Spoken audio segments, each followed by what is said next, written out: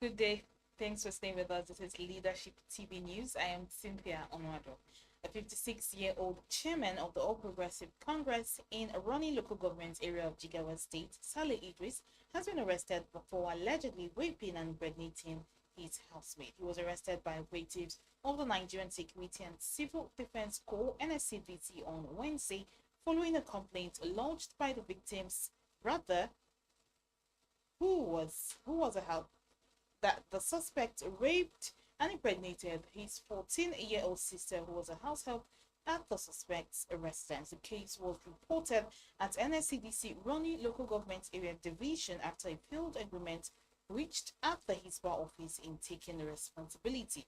Instead, the APC chieftain was said to be pressuring the family to abort the pregnancy. The victim's first encounter with the suspect was when the suspect offered her a drink when his wife was not at home, which made her lose consciousness, and he had carnal knowledge of her. When the victim regained her consciousness, he threatened her not to tell anyone or risk losing her monthly allowance, and as a result, the ugly trend continued repeatedly without her telling anyone until pregnancy surfaced. Spokesman of the Jigawa State Police Command of the NSCDC CSC Adama Shebu confirmed the arrest in a statement issued to journalists. CSC Adamu said upon interrogation, the suspect denied the allegation and the case has been taken to court. He said the case is contrary to Section 3 of the Violence Against Persons Prohibition Act of Jigawa State and is punishable under the said act.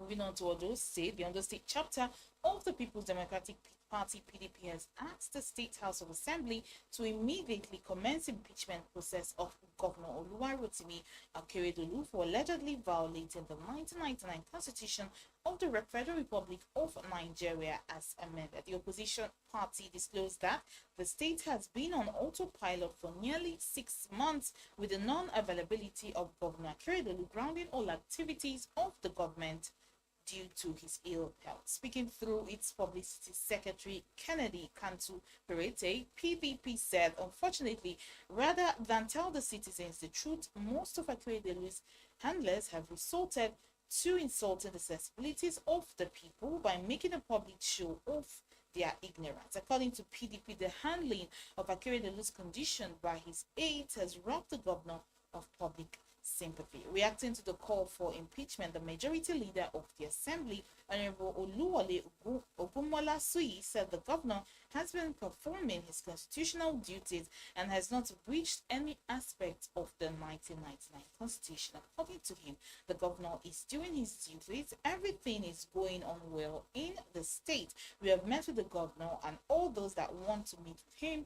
If the governor is not doing what he's supposed to do, we will question him.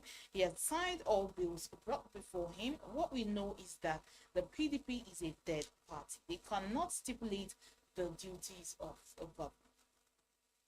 The United States of America has commenced the registration process for the Diversity Visa (DV) program for the fiscal year 2025, with applications accepted till November 7th, 2023. However, Africa's most populous nation, Nigeria, remains on the list of countries ineligible to apply for the Diversity Visa program. This also applies to 17 other countries which have been excluded for the past couple of years. The aim of the DV program is to offer a special chance for individuals from countries with historically low rate of immigration to the United States. For the fiscal year 2025 program, individuals from countries who have sent more than 50,000 of their nationals to the United States in the past 5 years are ineligible to apply. According to a statement from the U.S. Embassy and Consulate in Nigeria, Nigerians were no longer eligible for the diversity visa lottery, but for those born outside of Nigeria who have parents born outside of Nigeria.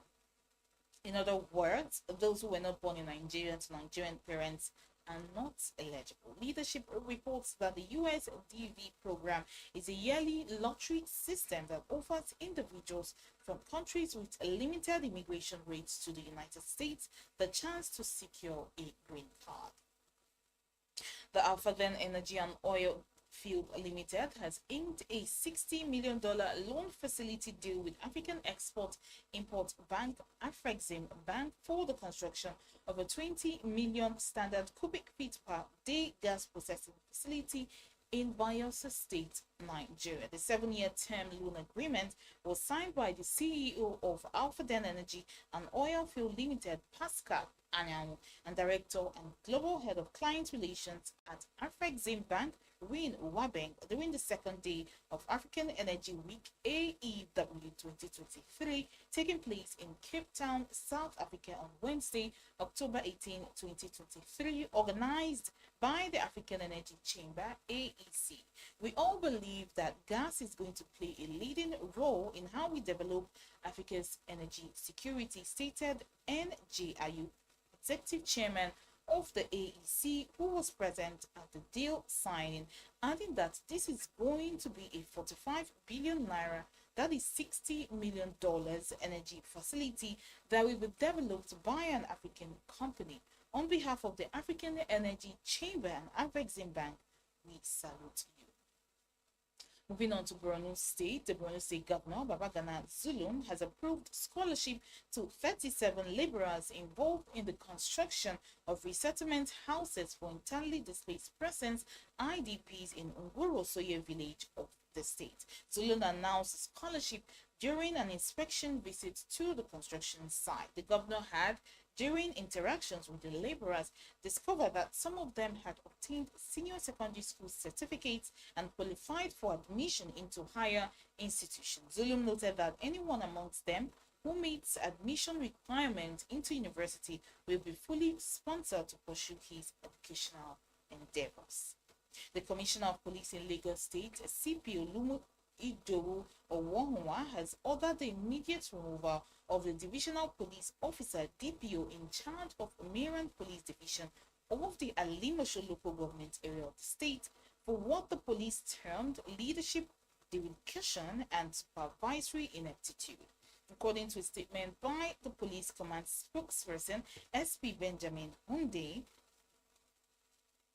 according to a statement by the police command spokesperson SP Benjamin Hunde, aside the DPO, all the officers involved in extortion of a phone dealer have been identified and are currently at the command headquarters where their orderly room trial has commenced. Disciplinary action by the police followed a report of alleged extortion of the sum of 200,000 naira from a phone dealer by police officers from the Miran Police Division. According to reports, the officers detained the phone dealer and his brother for not providing an identity card for the receipts for the iPhones found on his brother.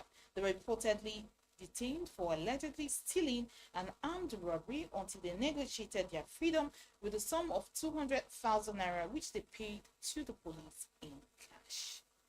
And on that note, we end the news at noon here on Leadership TV. For more news stories, log on to our website www.leadership.ng.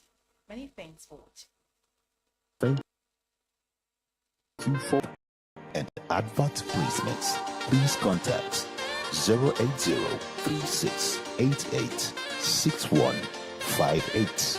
Last Word Leadership Podcast have the last word.